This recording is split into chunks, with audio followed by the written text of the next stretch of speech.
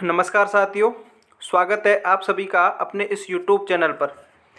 साथियों, जो भी विद्यार्थी पशु परिचर भर्ती की तैयारी कर रहे हैं उन सभी के लिए ये क्लास काफ़ी इम्पोर्टेंट रहने वाली है। साथियों, वीडियो को पूरा ज़रूर देख के जाना, उसके बाद बताना कि भाई क्लास कैसी लगी। आज की क्लास हमारी मॉडल टेस्ट पेपर 9 के साथ रहने वाली है। इससे पहले हम 8 मॉडल टेस्ट पेपर पूरे कर चुके हैं। साथ ही साथ पशु पालन से संबंधित प्रश्न इम्पोर्टेंट क्वेश्चंस की सीरीज है, वो भी अपनी जो रोज़ाना है वो देखने को मिल रही है।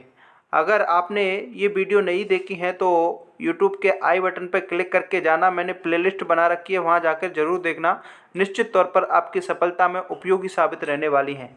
साथियों, आप सभी को पता है कि आपका पेपर है वो 1, 2, 3 दिसंबर का होने वाला है। अब आपके पास समय बहुत कम है। अब आपके लिए जितने ज़्यादा अभ्यास हो सके उतना अभ्यास कीजिए, रिवीजन कीजिए। नया मैटर आपको बिल्कुल नहीं पढ़ना है। आपके पास जो भी है उसका जितना हो सके उतना अभ्यास करिए। अपना जो मॉडल टेस्ट पेपर है वो संपूर्ण पाठ्यक्रम पर आधारित रहने वाला है, जिसमें राजस्थान जीके के प्रश्न मिलेंगे, पशुपालन के मिलेंगे और विज्ञान के प्रश्न आपको देखने को मिलेंगे। प्रश्न शानदार ज़बरदस्त लेवल के हैं, परीक्षा में पूछे जाने वाले प्रश्न हैं। तो चलिए शुरू करते हैं। आज की क्लास का पहला प्रश्न आपके सामने आ रहा है। चलिए, प्रश्न शानदार है साथियों, पूछा जाने वाला प्रश्न है और पूछा गया प्रश्न है। इम्पोर्टेंट लगा लो। क्या लगा लो? इम्पोर्टेंट लगा लो। और सबसे पहली प्राथमिकता प्रश्न को ध्यान से पढ़ना है। प्रश्न को पढ़ो कि निम्नलिखित में से कौन सा युग्म है जो सुमेलित नहीं है। एक तरफ तो आपके मेले दे रखे हैं और एक तरफ उसकी तिथि दे रखी है कि भाई कौन सा मेला है वो कौन सी तिथि को लगता है। तो चलिए अपन अब ऑप्शन की तरफ बढ़ते हैं। विकल्प नंबर ए में आपका जो बाणगंगा का मेला है जो कि बैसाख पूर्णिमा को लगता है, तो ये बिल्कुल सही है साथियों कि ये बैसाख पूर्णिमा को ही लगता है। बेणेश्वर जो मेला है वो आपकी माघ पूर्णिमा को लगता है, तो ये भी सही है। और डिग्गी का जो मेला है कल्याणपुरी टोंक में जो पड़ता है जो कि श्रावण अमावस्या को लगता है, तो ये भी सही है। कपिल मुनि का मेला कार्तिक अमावस्या को लगता है क्या? तो ये आपकी कार्तिक अमावस्या को नहीं लगता, ध्यान रखने योग्य बिंदु है। तो इस क्वेश्चन का राइट आंसर क्या रहेगा साथियों? विकल्प नंबर डी रहेगा। तो जितने भी साथी डी कमेंट कर रहे हैं वो यहाँ पर सही रहने वाले हैं। एक बार जितने भी साथी अपनी इस क्लास से जुड़ रहे हैं वो क्लास को शेयर जरूर कर देंगे और लाइक कर दें। और जो भी साथी अपने चैनल से नए जुड़ रहा है ना, वो चैनल को सब्सक्राइब जरूर कर लें और बेल के आइकन को प्रेस कर लें ताकि जैसे ही अपनी वीडियो आए उसका नोटिफिकेशन है वो आप तक आ सके। चलिए साथियों, अगर कपिल मुनि का मेला कार्तिक अमावस्या को नहीं लगता तो फिर कब लगता है? तो ध्यान देने योग्य बिंदु है, ये कार्तिक अमावस्या को न लग करके कार्तिक की पूर्णिमा को लगता है। विशेष रूप से ध्यान में रख लेना। क्या कर लेना? विशेष रूप से ध्यान में रख लेना। यहाँ से प्रश्न पूछा जाता है और यहाँ से एक प्रश्न और पूछा जाता है, वो मैं आपको यहाँ क्लियर कराने वाला हूँ कि जो आपका कपिल मुनि का मेला है वो कहाँ लगता है? तो ये लगता है आपके कोलायत में। कहाँ में लगता है साथियों? कोलायत में लगता है। और कोलायत कहाँ पड़ता है? बीकानेर में पड़ता है। ध्यान रखने योग्य बिंदु है, इम्पोर्टेंट लगा लीजिए। बीकानेर में पड़ेगा। इसका जो मुख्य आकर्षक क्या है? तो इसका मुख्य आकर्षक ये होता है कि आपकी जो कोलायत झील है ना, ये कोलायत झील के चारों तरफ द्वीप है ना, उनका क्या होता है, जला दिए जाते हैं, जिससे कि वो बहुत ही मनोहर दृश्य देखने को लगता है। अब देखिए साथियों, एक प्रश्न से अपने कितने प्रश्न है वो यहाँ पर क्लियर करा दिए हैं।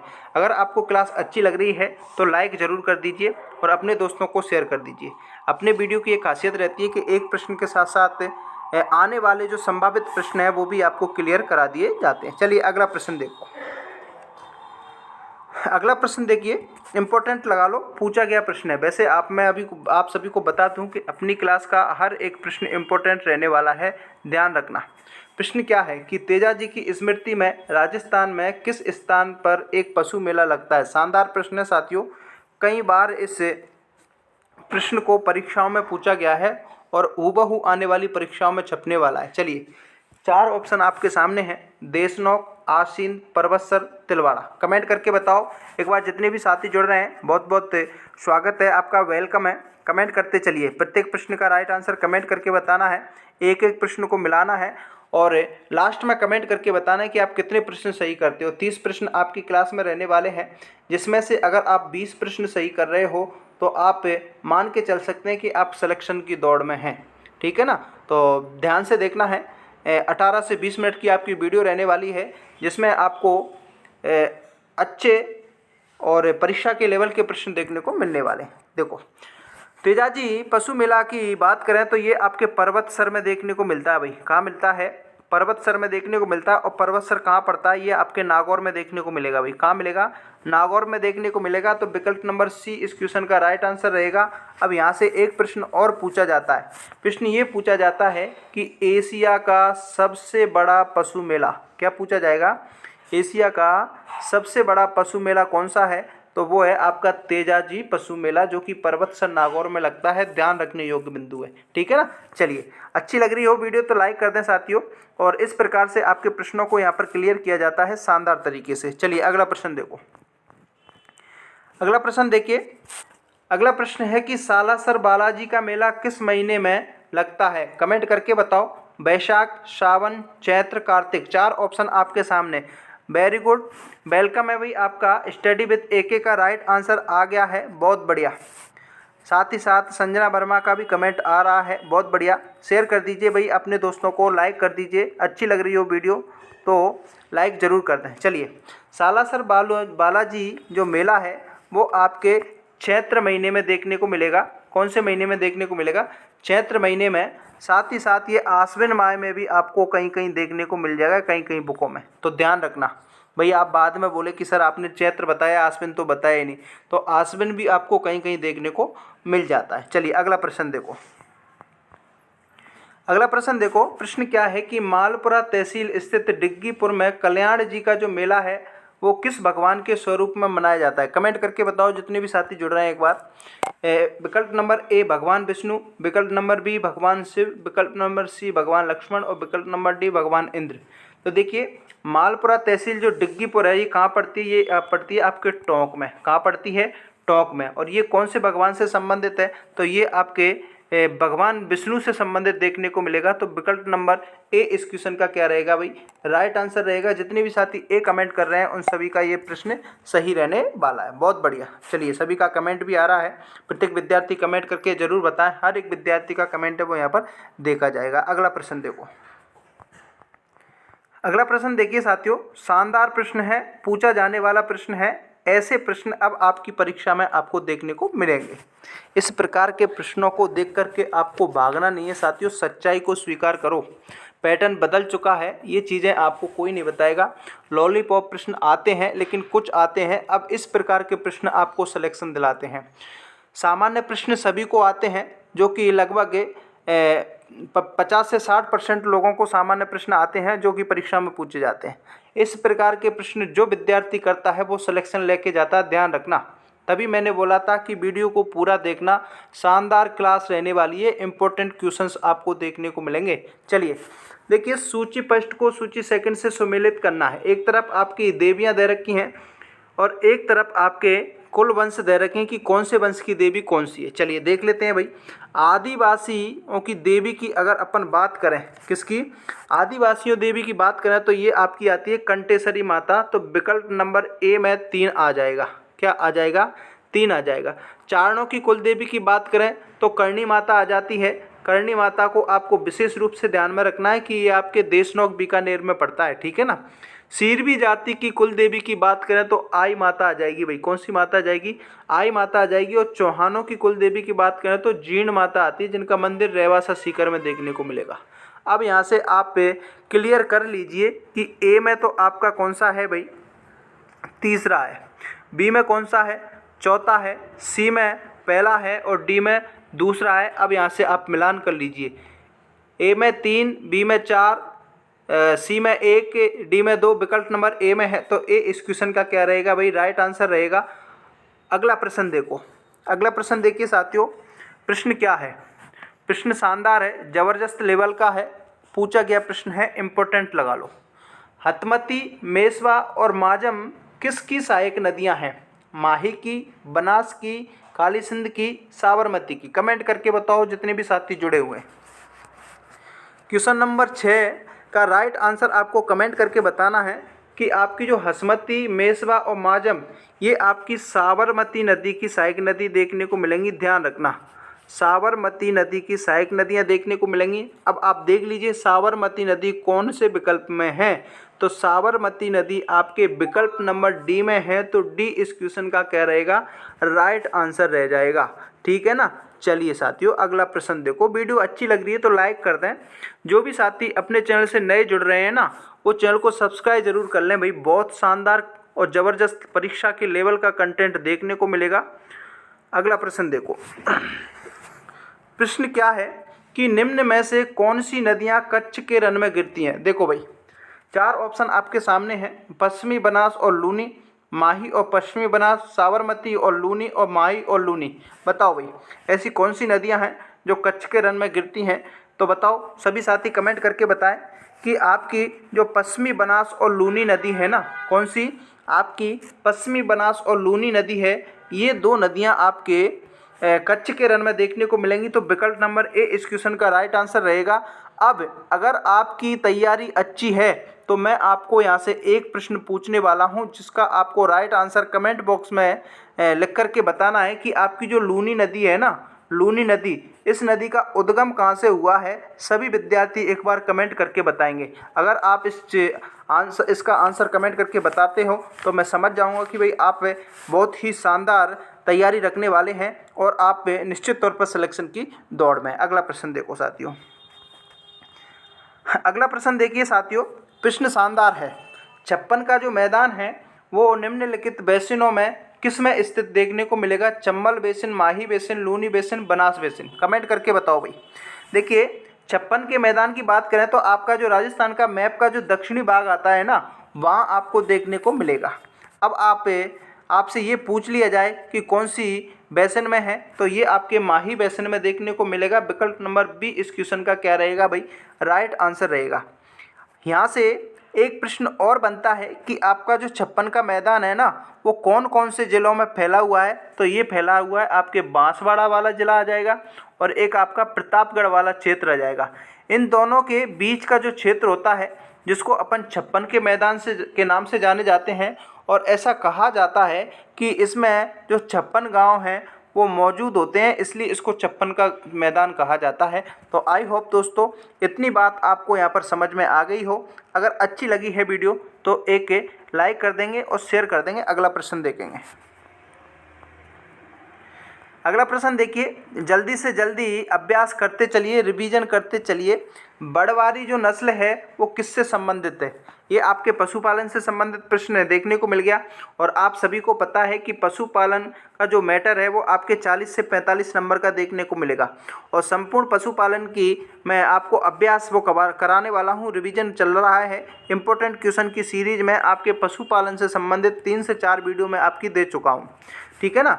और आप सभी को पता है कि रेगुलर आपको अपने चैनल पर वीडियो है वो सुबह और शाम देखने को मिलती हैं, तो जुड़ना नहीं भूलना है। देखो, बड़वारी नस्ल की बात करें तो ये आपकी आएगी, किसकी आएगी, बकरीद की देखने को मिलेगी। तो विकल्प नंबर सी इस क्वेश्चन का राइट आंसर रहेगा। अगला प्रश्न देखो साथियों। अगला प्रश्न फिर से आपके सामने आ गया है। शानदार प्रश्न है।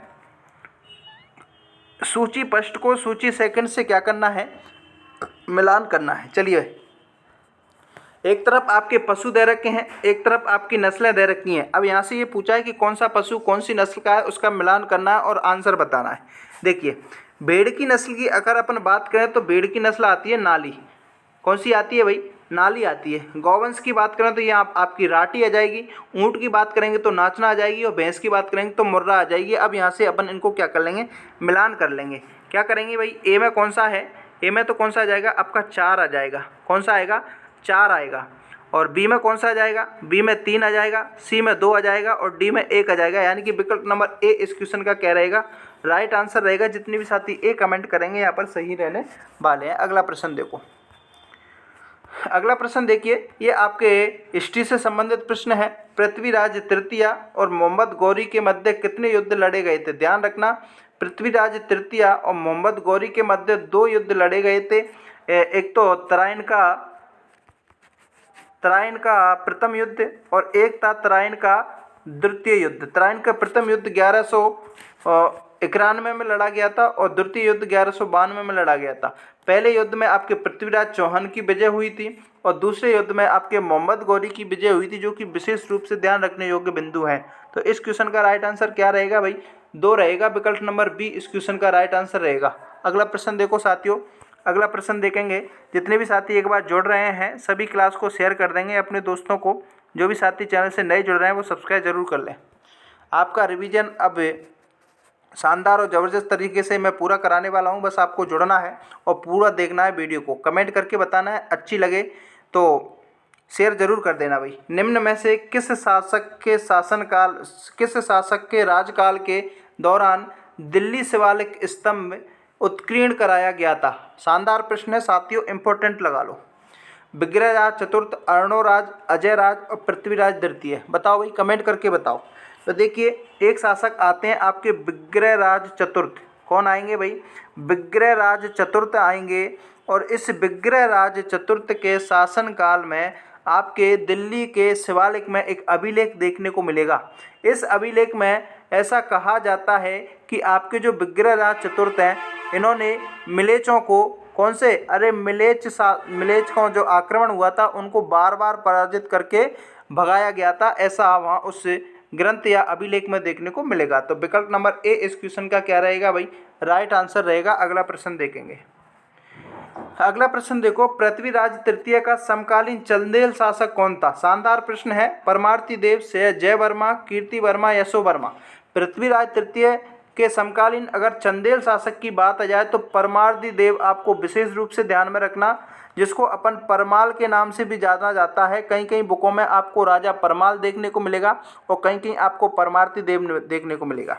अब देखिए, एक यहाँ पर युद्ध देखने को मिलेगा, महोबा का युद्ध। कौन सा युद्ध?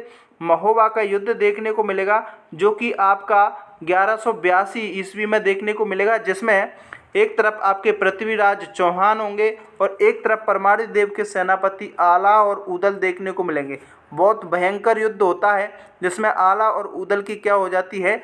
मृत्यु हो जाती है, वीर गति को प्राप्त हो जाते हैं। तो विकल्प नंबर ए इस क्वेश्चन का क्या रहेगा भाई?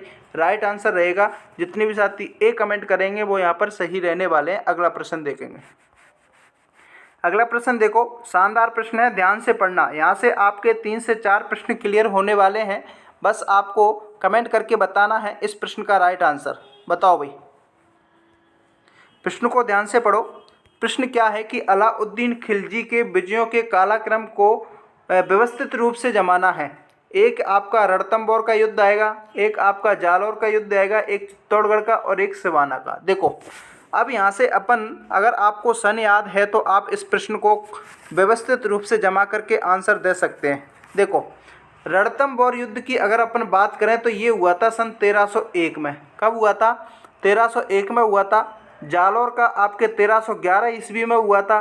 चित्तौड़ के आपके 1303 ईस्वी में हुआ था और सिवाना की बात करें तो 1308 ईस्वी में हुआ था। ध्यान रखना है, चारों युद्ध अलाउद्दीन खिलजी के समय हुए थे, जिसमें रणथंभौर का जो शासन था उस समय हम्मीर देव चौहान थे और चित्तौड़ के समय उसमें रावल रतन सिंह थे। ध्यान रखना है। अब इसको मिला लीजिए, यहाँ पर क्रम में व्यवस्थित कर लीजिए। तो सबसे पहले 1301 आएगा, यानी कि विकल्प नंबर ए आएगा। उसके बाद 1303 का मतलब है 3 आएगा। उसके बाद 1308 का मतलब है 4 आएगा और 1311 का मतलब 2 आएगा। तो 1 3 4 2 इसका मतलब विकल्प नंबर ए इस क्वेश्चन का राइट आंसर रहेगा। जितने भी साथी ए कमेंट करेंगे वो यहाँ पर सही रहने वाले हैं। अगला प्रश्न देखो भाई। अगला प्रश्न आपके सामने आ चुका है प्रजामंडल से। प्रश्न क्या है कि किस रियासत में रघुवर दयाल गोयल ने 1942 में प्रजामंडल की स्थापना की थी? बीकानेर, भरतपुर, जयपुर, अलवर। कमेंट करके बताओ भाई। तो ये की थी आपकी बीकानेर की। किसकी? बीकानेर रियासत में इसकी जो स्थापना है वो देखने को मिलती है। विकल्प नंबर ए इस क्वेश्चन का राइट आंसर रहेगा। अगला प्रश्न देखो साथियों। अगला प्रश्न देखो, प्रश्न क्या है कि मेवाड़ प्रजामंडल की स्थापना किसकी अध्यक्षता में हुई थी? अगर आपसे पूछ लिया जाए कि मेवाड़ प्रजामंडल की स्थापना कब हुई थी तो ये हुई थी आपकी 1938 में। ध्यान रखने योग्य बिंदु है, लिख लीजिए। मेवाड़ प्रजामंडल की स्थापना 1938 में हुई थी। एक प्रश्न आपका यहाँ से क्लियर होता है। अब ये पूछ रहा है कि किसकी अध्यक्षता में हुई थी, तो ये हुई थी आपकी बलवंत सिंह मेहता की अध्यक्षता में हुई थी। किसकी अध्यक्षता में? बलवंत सिंह मेहता की अध्यक्षता में हुई थी। अब बलवंत सिंह मेहता कौन से विकल्प में है? डी में है, तो डी को क्या कर देंगे भाई? लॉक कर देंगे। अरे क्या कर देंगे? लॉक कर देंगे। जितने भी साथी डी कमेंट कर रहे हैं वो यहाँ पर सही है। वेरी गुड, बहुत बढ़िया, सभी का कमेंट आ गया। अगला प्रश्न देखो भाई, अगला प्रश्न देखो। अब प्रश्न आपके साइंस से देखने को मिलेंगे साथियों। पूछा गया प्रश्न इंपॉर्टेंट लगा लो, कई एग्जामों में पूछा जाता है। प्रश्न क्या है कि मुख्यतः विटामिन ए की कमी से कौन सा रोग होता है? रिकेटस होता है, अरे क्या एनीमिया होता है, कैंसर होता है, रतौंधी होता है? कमेंट करके बताओ।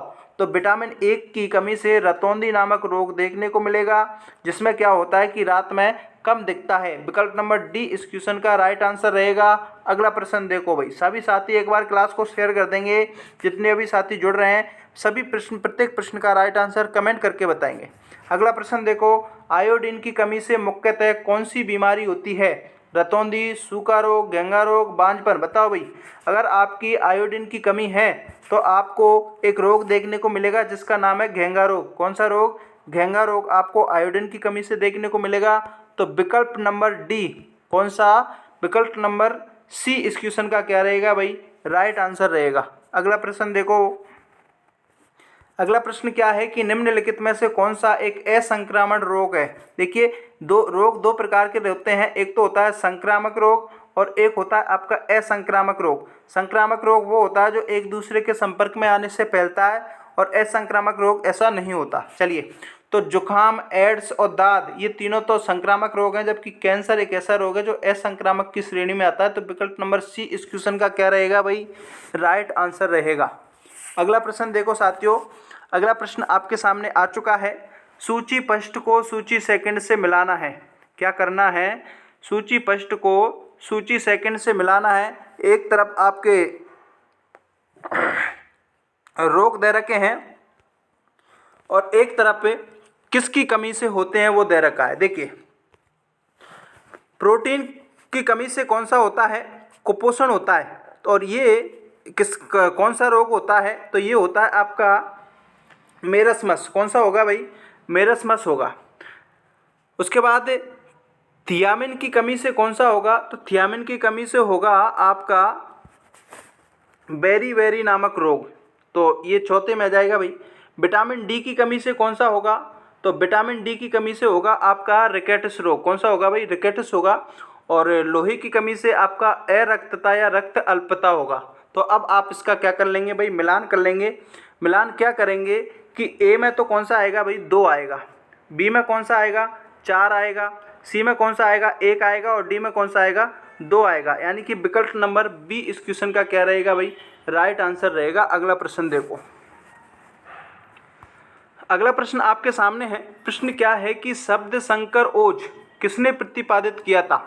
कार्ल र्यूटर, जॉन्स एलार्ड और जी.एच. सल? कमेंट करके बताओ भाई। शब्द संकर ओज है वो किसके द्वारा प्रतिपादित किया था? तो ये किया था आपके जी.एच. सल द्वारा 1914 में। डी इस क्वेश्चन का क्या रहेगा भाई? राइट आंसर रहेगा। अगला प्रश्न देखो भाई, अगला प्रश्न देखिए साथियों, प्रश्न शानदार है। प्रश्न क्या है कि ग्रीगर मेंडल ने आनुवांशिक प्रयोगों के लिए पादप पर प्रयोग किया था। बताओ भाई, कौन से पर प्रयोग किया था? तो ये किया था 22वें क्वेश्चन में, ये किया था आपके पाइसम सेटाइवम, यानी कि विकल्प नंबर बी इस क्वेश्चन का क्या रहेगा भाई? राइट आंसर रहेगा। अगला प्रश्न देखो, अगला प्रश्न देखिए साथियों, शानदार प्रश्न है। सीईटी परीक्षा में पूछा गया प्रश्न है, हूबहू चप्पेगा रट लेना। प्रश्न क्या है कि ग्रेगर जो मेंडल हैं उसने किस पर कार्य करके आनुवांशिकी के नियम का प्रतिपादन किया था? तो ग्रेगर जॉन मेंडल ने आपके मटर पर प्रयोग किया था और मटर पर प्रयोग करके आनुवांशिकी का नियम दिया था। तो विकल्प नंबर सी इस क्वेश्चन का राइट आंसर रहेगा। जितने भी साथी सी को कमेंट कर रहे हैं वो यहाँ पर सही रहने वाले हैं। अगला प्रश्न देखो भाई, अगला प्रश्न देखो, विषम युग्म की संतान तथा उसके सम युग्म की जनक के मध्य संकरण को क्या कहते हैं? सीईटी परीक्षा में पूछा गया प्रश्न है। तो उसको कहते हैं अपन पूर्वज संकरण। किसको क्या कहते हैं भाई? पूर्वज संकरण कहते हैं। अब देखिए पूर्वज संकरण कौन से विकल्प में है, तो ये आपके बी में है, तो बी को क्या कर देंगे भाई, अरे लॉक कर देंगे। जितनी भी साथी बी को कमेंट कर रहे हैं वो यहाँ पर सही रहने वाले हैं। अगला प्रश्न देखो, अगला प्रश्न देखो, राजस्थान को उसकी भू आकृति की दृष्टि से कितने प्रमुख क्षेत्रों में बांटा गया। ध्यान रखने योग्य बिंदु है साथियों, काफी बार बता चुका हूं इस प्रश्न को। ये आपके राजस्थान का मैप देखने को मिलेगा, जिसमें आपके डॉक्टर हरिमोहन सक्सेना और ए.के. तिवारी ने मुख्यतः रूप से 4 भागों में राजस्थान का भौतिक जो विभाजन है वो किया था। एक आपके पश्चिमी मरुस्थल आता है, एक आपका अरावली प्रदेश आता है, एक आपका पूर्वी मैदान आता है और एक आता है आपका दक्षिण पूर्वी पठार। पश्चिमी मरुस्थल को भी 2 भागों में बांटा है, शुष्क और अर्ध शुष्क, जो कि विशेष रूप से ध्यान में रखना है। शुष्क को भी 2 भागों में बांटा है, बालू का स्तूप युक्त और बालू का स्तूप मुक्त। और अर्ध शुष्क को 4 भागों में बांटा है, जिसमें आपका शेखावाटी मैदान वाला आता है, घग्गर का मैदान वाला आता है, माई बेसन आता है, लूनी जवाई बेसन वाला आता है। इस प्रकार से अरावली को भी 3 भागों में बांटा है, उत्तरी अरावली, मध्य अरावली और दक्षिणी अरावली। ठीक है ना। तो संपूर्ण विस्तृत रूप से इसके बारे में मैंने बताया है पिछली वीडियो में, नहीं देखा तो जरूर देखना। तो विकल्प नंबर डी इस क्वेश्चन का क्या रहेगा भाई, राइट आंसर रहेगा, 4 भागों में बांटा है। अगला प्रश्न देखो साथियों, अगर वीडियो अच्छी लगी है तो लाइक कर दें, शेयर कर दें अपने दोस्तों को, और जो भी विद्यार्थी चैनल पर नए हैं वो सब्सक्राइब जरूर कर लें। अगला प्रश्न देखो भाई, अगला प्रश्न है, सूची फर्स्ट को सूची सेकंड से क्या करना है, मिलाना है। अब एक तरफ तो आपके क्या है भाई, भौतिक आकृतियां हैं और एक तरफ स्थान है, कौन सी कहाँ पर है। देखिए जयगढ़ की बात करें तो ये आपके जयपुर में देखने को मिलेगी। त्रिकुट पहाड़ी की बात करें तो ये जैसलमेर में मिलेगा। लसाड़िया का पठार जैसमंद झील वाला भाग है और रघुनाथगढ़ की सीकर वाले में। अब देखिए ए में क्या है भाई, 4 है, ए में क्या है, 4 हैं। तो देख लीजिए कौन से में, विकल्प नंबर बी में ही है, बाकी इनमें ए में 3 है, ए में 2 है, ए में 3 है। तो विकल्प नंबर बी इस क्वेश्चन का क्या रहेगा भाई, राइट आंसर रहेगा। ए में 3 है साथियों, ए में क्या है भाई, सॉरी यहाँ पर थोड़ा मिस्टेक हो गया है। देखते हैं कि एक तरफ तो भौतिक आकृति है और एक तरफ स्थान है। जयगढ़ की बात करें तो जयगढ़ जयपुर में है, तो ए में क्या है भाई, 3 है। ध्यान रखना साथियों, थोड़ी गलती हो चुकी है, यहाँ पर देखना कि ए में क्या है, 3 है। त्रिकुट पहाड़ी जैसलमेर में, तो बी में क्या जाएगा भाई, 4 आ जाएगा। लसाड़िया का पठार जैसमंद झील के पूर्वी भाग में, तो सी में 1 आ जाएगा भाई। और रघुनाथगढ़ की पहाड़ी सीकर में है, तो डी में क्या जाएगा भाई, 2 आ जाएगा। अब मिलान कर लीजिए, ए में 3, ए में 3 का मतलब है कि विकल्प नंबर सी में है, बाकी इनमें है नहीं। ए में 2 है, इसमें ए में 4 है, इसमें ए में 2 है। तो विकल्प नंबर सी रहेगा इस क्वेश्चन का राइट आंसर। थोड़ा यहाँ पर मिस्टेक हो गया है तो वो आप देख लेंगे। देखिए अगला प्रश्न देखो, अगला प्रश्न देखिए, शानदार प्रश्न है साथियों, 3rd ग्रेड परीक्षा में पूछा गया प्रश्न है। प्रश्न क्या है कि राजस्थान के जिले जो पर्यटन के डेजर्ट सर्किट का मुख्य भाग है। देखिए इस प्रकार से आपका राजस्थान का मैप आता है। अब यहाँ से ये पूछा है कि राजस्थान के कौन से ज़िले हैं जो पर्यटन के डेजर्ट सर्किट का मुख्य भाग है। देखिए अगर आपके डेजर्ट सर्किट का मुख्य भाग पूछा जाए तो एक ज़िला आता है आपका जोधपुर, जो कि यहाँ पड़ता है। एक ज़िला आता है आपका जैसलमेर, जो कि यहाँ पड़ता है, और एक ज़िला आता है बीकानेर, यहाँ पड़ता है। तो इस प्रकार से ये आपका त्रिभुजाकार आकृति बनती है, जो कि आपके पर्यटन डेजर्ट सर्किट का मुख्य भाग रहता है। तो एक तो जैसलमेर होगा, एक जोधपुर होगा, एक बीकानेर होगा। अब देख लीजिए जोधपुर, जैसलमेर, बीकानेर, यानी कि विकल्प नंबर ए में है, तो ए इस क्वेश्चन का क्या रहेगा, राइट आंसर रहेगा। अगला प्रश्न देखो, अगला प्रश्न देखिए, बागड़ पर्यटन सर्किट है निम्नलिखित में से कौन सा है। 3rd ग्रेड परीक्षा में पूछा गया प्रश्न शानदार है। देखिए बागड़ पर्यटन सर्किट की बात करें तो वो किस में सम्मिलित है, ये आपके डूंगरपुर और बांसवाड़ा में देखने को मिलेगा भाई। कौन से में, डूंगरपुर और बांसवाड़ा में देखने को मिलेगा, यानी कि विकल्प नंबर सी इस क्वेश्चन का राइट आंसर रहेगा। जितने भी साथी सी कमेंट कर रहे हैं वो यहाँ पर सही रहने वाले हैं। अगला प्रश्न देखो साथियों, अगला प्रश्न आपके सामने है, राजस्थान के प्रमुख पर्यटन सर्किट की संख्या कितनी है। देखिए राजस्थान में अगर प्रमुख पर्यटन सर्किट की संख्या पूछ ली जाए तो ये आपके 9 देखने को मिलेगी। विकल्प नंबर बी इस क्वेश्चन का क्या रहेगा, राइट आंसर रहेगा। अगला प्रश्न देखो, अगला प्रश्न क्या है साथियों, आज की क्लास का लास्ट प्रश्न है। मैंने आपको क्लास के शुरू में बताया था कि इस क्लास में आपके 30 प्रश्न रहने वाले हैं, और पूरी ध्यान से देखा होगा। और आपने कितने प्रश्न इस 30 में से सही किए हैं वो आप कमेंट करके ज़रूर बताना। अगला जो प्रश्न आपके सामने आ चुका है कि निम्नलिखित में से राजस्थान में कौन सा जिला मरु त्रिकोण का भाग नहीं है। देखिए मरु त्रिकोण की बात करें तो ये आपका राजस्थान का मैप आ जाता है भाई। और इधर इस वाला जो क्षेत्र होता है ये पश्चिमी क्षेत्र आता है, जिसमें ये पूछ रहा है कि मरु त्रिकोण है वो कौन सा नहीं है। देखिए बीकानेर, जोधपुर, जैसलमेर ये आपके मरु त्रिकोण में बताया था मैंने अभी, लेकिन जो बाड़मेर है वो इसके अंतर्गत नहीं आता है। तो विकल्प नंबर बी इस क्वेश्चन का क्या रहेगा भाई, राइट आंसर रहेगा। जितने भी साथी बी कमेंट कर रहे हैं वो यहाँ पर सही रहने वाले हैं। तो साथियों ये तो थी आपकी आज की क्लास। कैसी लगी, अच्छी लगी हो तो लाइक ज़रूर कर दें, अपने दोस्तों को शेयर करें। जो भी साथी चैनल से नए जुड़े हैं वो एक बार चैनल को सब्सक्राइब करके बेल आइकन को प्रेस जरूर कर लें। डेली आपको पशु परिचर भर्ती से संबंधित वीडियो और मॉडल टेस्ट पेपर कंटिन्यू देखने को मिलते हैं।